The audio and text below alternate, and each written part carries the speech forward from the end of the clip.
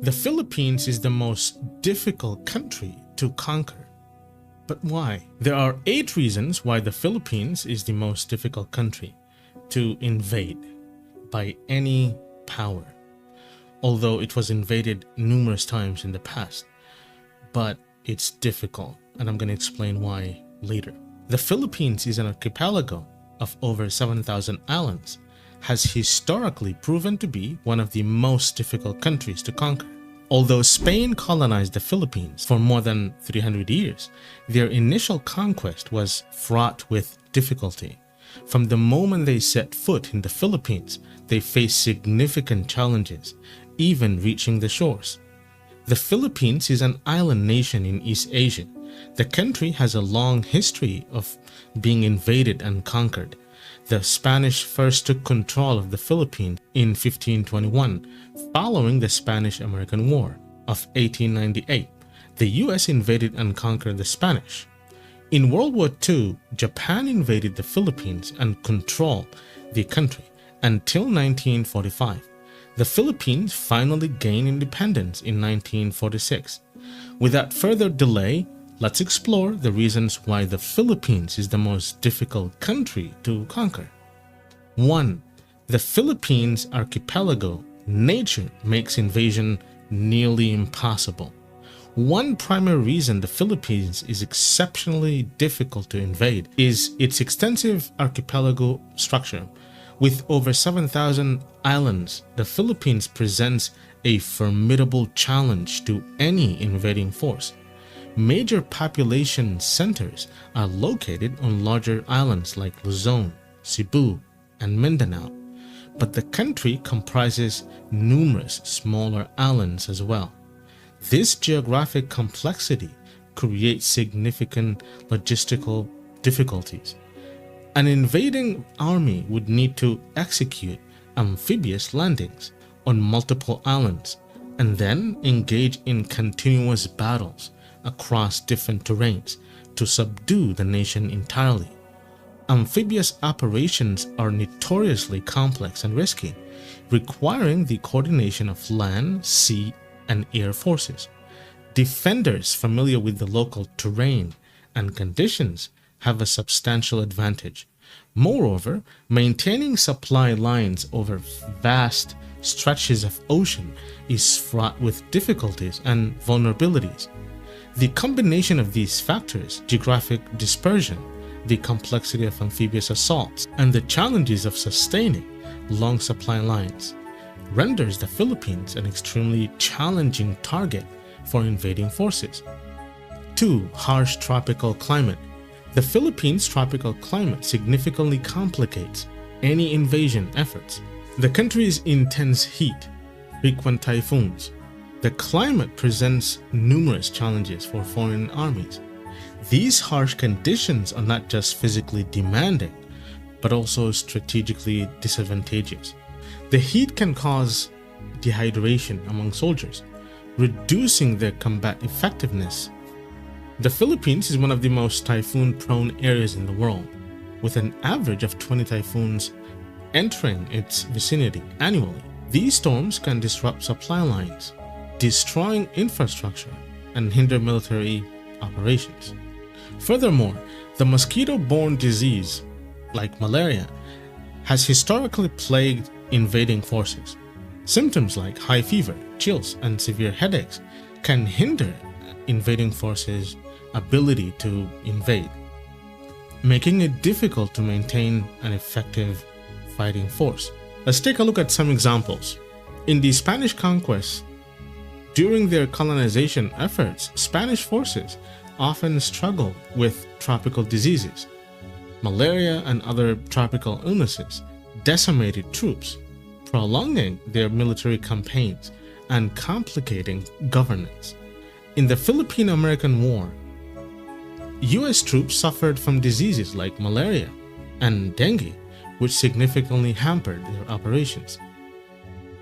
Also, during World War II, during the Japanese invasion and subsequent American liberation, both sides faced severe difficulties due to the tropical climate. Japanese forces, initially unaccustomed to the environment, suffered from disease and heat-related issues.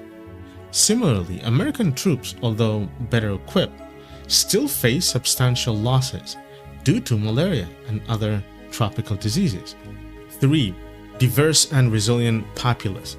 The Philippines is characterized by a highly diverse population, consisting of different ethnic groups, each with distinct languages, cultures, and traditions.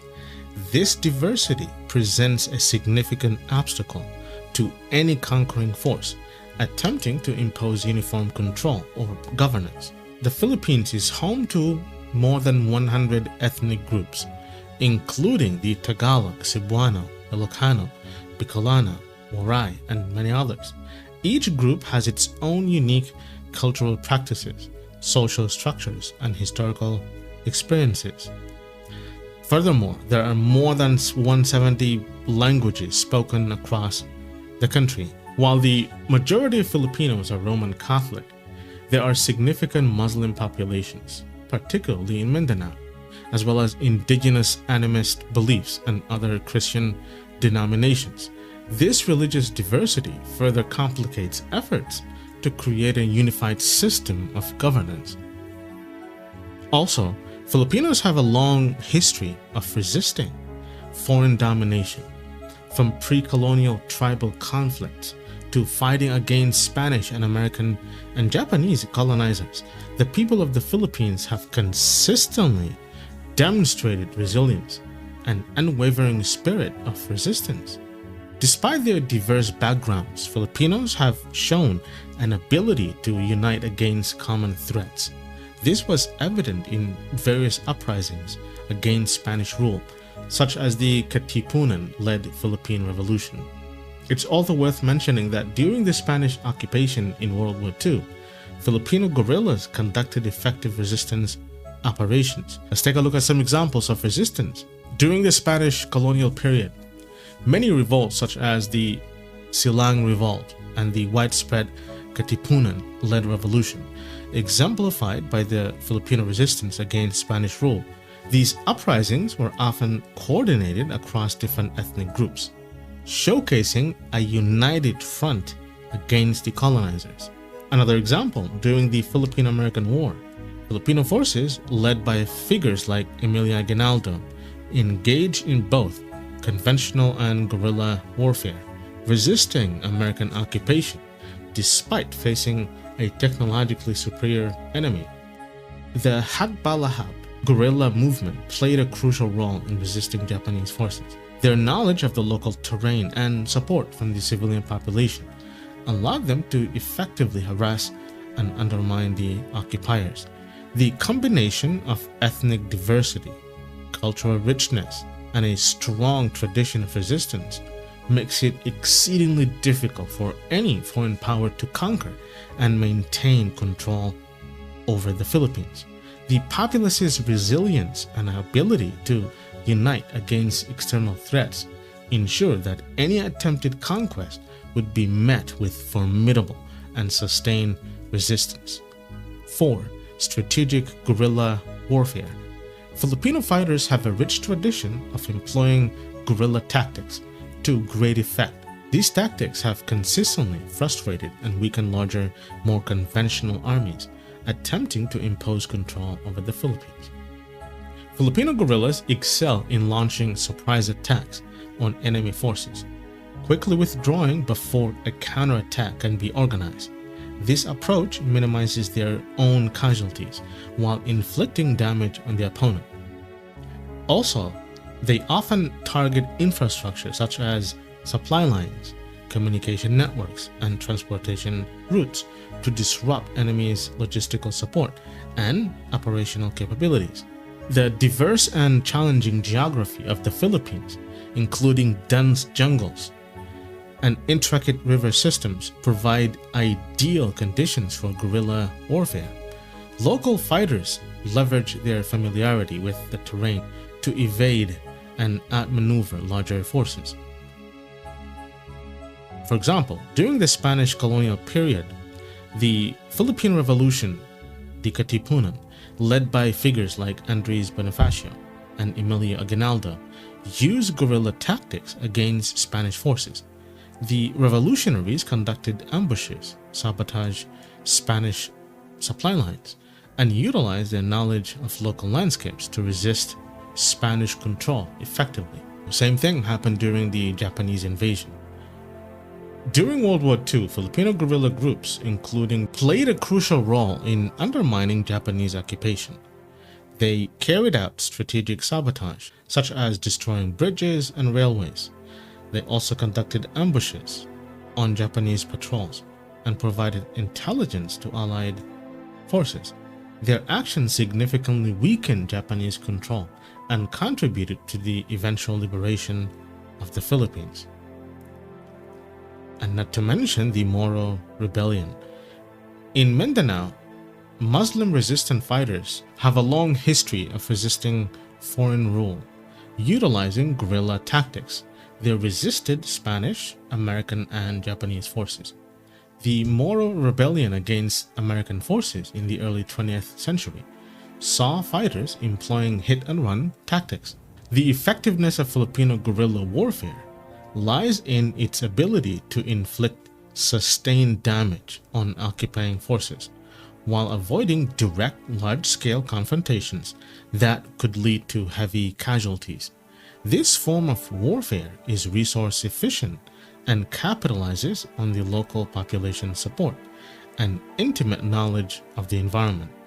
It forces occupying armies into a prolonged conflict, draining their resources over time. 5. Colonial legacy. The Philippines' history of colonial rule under Spanish American has profoundly shaped the nation's identity and sense of resilience. These experiences have imbued the Filipino people with a deep sense of nationalism and a collective memory of resistance, which fuels their strong determination to defend their sovereignty against any would-be conquerors. Modern Filipino society remains vigilant against any form of external control or influence. This is evident in the active political engagement of the populace and the robust public discourse on issues of national sovereignty. 6. Cultural and psychological warfare. The Filipino spirit of bayanihan, or community cooperation, and deeply ingrained values of freedom and independence create a powerful psychological barrier against conquest. This cultural resilience makes prolonged occupation very difficult for any foreign power. The population's willingness to endure hardship in the face of adversity plays a crucial role in their resistance to external domination. Bayanihan, or community cooperation. It basically refers to the tradition of mutual aid and community support. This cultural trait is exemplified in practices such as collective farming, communal construction projects, and mutual assistance during crisis. It fosters a strong sense of community and mutual responsibility, something that the West seriously lacks. Furthermore, Filipinos have a long history of valuing their freedom and independence. It's reflected in their folk stories, songs, national symbols, which celebrates heroes who fought for liberty and justice. The Filipino spirit of resistance was evident during the numerous uprisings against Spanish rule. Leaders like Lapu-Lapu, who resisted Ferdinand Magellan in the Battle of Mactan, are celebrated as symbols of defiance. During the revolution against Spain, the sense of bayanihan was crucial. Communities provided food, shelter, and logistical support to revolutionaries. The collective effort of various groups, despite ethnic and regional differences, showcased the power of community cooperation, or bayanihan. Also, Filipino fighters during the Filipino-American War relied heavily on local support networks. Villagers and townspeople provided intelligence and supplies. And this is the work of bayanihan. The cultural and psychological resilience of the Filipino people creates a significant challenge for any occupying force. The strong sense of community and mutual support means that resistance movements are well supported and difficult to eradicate. Additionally, the population's deep-rooted values of freedom and independence mean that they are willing to endure prolonged conflict and hardship. Do you think conquering the Philippines is an easy task? And would you like to add more to the list? Why do you think it would be difficult for any invading force to invade the Philippines?